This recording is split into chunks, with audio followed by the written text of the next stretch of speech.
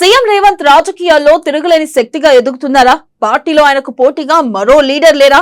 Fire brand దూకుడును సీనియర్లు తట్టుకోలేకపోతున్నారా? బట్టి ఉత్తమ్ కోమటిరెడ్డికి అధిష్టానం వద్ద గుడ్డేమున్నా రేవంత్ కు ఎందుకు చేకూరుతున్నారు?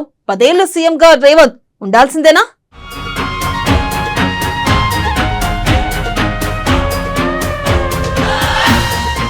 రాజకీయాల్లో తిరుగులేని శక్తిగా రేవంత్, పార్టీలో రేవంత్ కి పోటీగా లేని నేతలు, రేవంత్ దూకుడును తట్టుకోలేని సీనియర్లు, తెలంగాణలో పదిలంగా సీఎం రేవంత్ సీటు, సీనియర్లను నమ్మని హస్తం అధిష్టానం, అధినాయకత్వం వద్ద ఉత్తమ్కు మంచి పేరు, అందరినీ కలుపుకుని పోయే తత్వం భట్టి సొంతం, దశాబ్దాల నుంచి పార్టీని నమ్ముకున్న కోమటిరెడ్డి,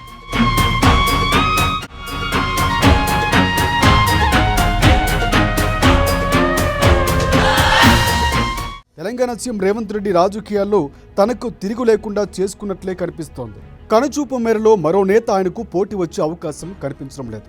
ఉన్న 4-5 సీనియర్ నేతలు సైతం రేవంత్ రెడ్డి ధాటికి తట్టుకోలేకపోతున్నట్లే కనిపిస్తోంది. పొరుగు రాష్ట్రమైన కర్ణాటకలో కాంగ్రెస్ ప్రభుత్వంలో కొంత ఇబ్బందికరమైన పరిస్థితులు నెలకొన్నాయి. అక్కడ ముఖ్యమంత్రి సిద్ధరామయ్య, ఉప ముఖ్యమంత్రి డీకే శివకుమార్ల మధ్య పోటీ తీవ్రంగానే ఉంది. సిద్ధరామయ్యను తప్పించి డీకేకు ముఖ్యమంత్రిని చేస్తారన్న ప్రచారమూ అక్కడ జరుగుతోంది. కానీ తెలంగాణలో అలాంటి ప్రచారానికి కూడా తావు లేకుండా గ్రౌండ్ వర్క్ను ముందుగానే రేవంత్ రెడ్డి చూసుకున్నట్లు కనిపిస్తోంది.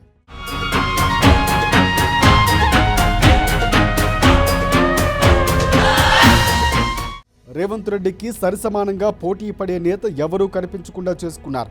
సీనియర్ నేతలు మల్లు భట్టి విక్రమార్క, ఉత్తమ్ కుమార్ రెడ్డి, కోమటిరెడ్డి వెంకటరెడ్డి లాంటి వారు ఉన్నా వారికి అధినాయకత్వం వద్ద ముఖ్యమంత్రి పదవిని చేపట్టేంత స్థాయి లేదన్న రీతిలో ఇప్పటికే కలరింగి వచ్చేసింది. ఉత్తమ్ కుమార్ రెడ్డి 2 సార్లు పీసీసీ చీఫ్గా పనిచేసిన పార్టీని అధికారంలోకి తేలేకపోయారు. అది ఆయనకు మైనస్. ఉత్తమ్ కుమార్ రెడ్డికి అధినాయకత్వం వద్ద మంచి మార్కులు ఉన్నప్పటికీ నాయకత్వంపై అనేక అనుమానాలున్నాయి. ఆయన సమర్థతపై సందేహాల వల్లనే ఉత్తమ్ కుమార్ రెడ్డి ముఖ్యమంత్రి పదవి రేసులో లేరన్నది నిజమని చెప్పుకోవాలి. ఇటీవల తాను ముఖ్యమంత్రి పదవి రేసులో లేరని స్వయంగా చెప్పి అందరినీ ఆశ్చర్యపరిచారు.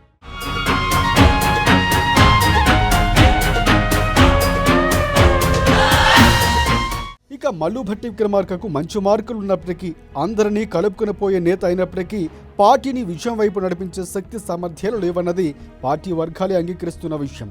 ఆయన వ్యక్తిత్వం మంచిదే, అవినీతి ముద్ర లేదు, వివాదరహితుడు. అయితే ప్రజల్లో ఆకట్టుకునేంత ప్రసంగాలు చేయకపోవడం ఆయన బలహీనత. ఆయనకున్నంతలో మధిర నియోజకవర్గం నేతగా ఎక్కువగా చలామణి అవుతారు. అంతే తప్ప రాష్ట్ర స్థాయి నేత కాలేరన్నది కాంగ్రెస్ పార్టీ నేతలే అంగీకరిస్తున్న విషయం. అందుకే ఉప ముఖ్యమంత్రిగా ఉన్న మల్లు భట్టి విక్రమార్క పేరుకు కూడా రేవంత్ రెడ్డికి సరిసమాన స్థాయిలో లేకపోవడం రేవంత్కు కలిసి వచ్చినట్లుగా కనిపిస్తోంది.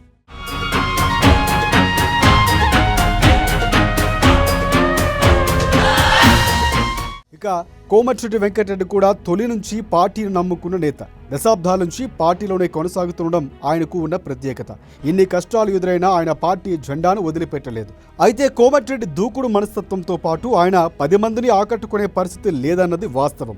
కోమటిరెడ్డి వెంకటరెడ్డి సైతం స్వయంగా ముఖ్యమంత్రిగా రేవంత్ రెడ్డి 10 ఏళ్ల పాటు కొనసాగుతారని చెప్పి సెల్ఫ్ గోల్ వేసుకున్నారన్న కామెంట్స్ వినిపిస్తున్నాయి. అందుకే ప్రచారం జరుగుతున్నట్లుగానే రేవంత్ రెడ్డి పదవికి ముప్పు ఇప్పట్లో వచ్చే అవకాశం లేదు. క్రౌడ్ఫుల్గా కూడా ఆయనకు పేరుండటం, ఆర్థికంగా సామాజికంగా బలమైన నేత కావటం అదనపు బలమని చెప్పక తప్పదు.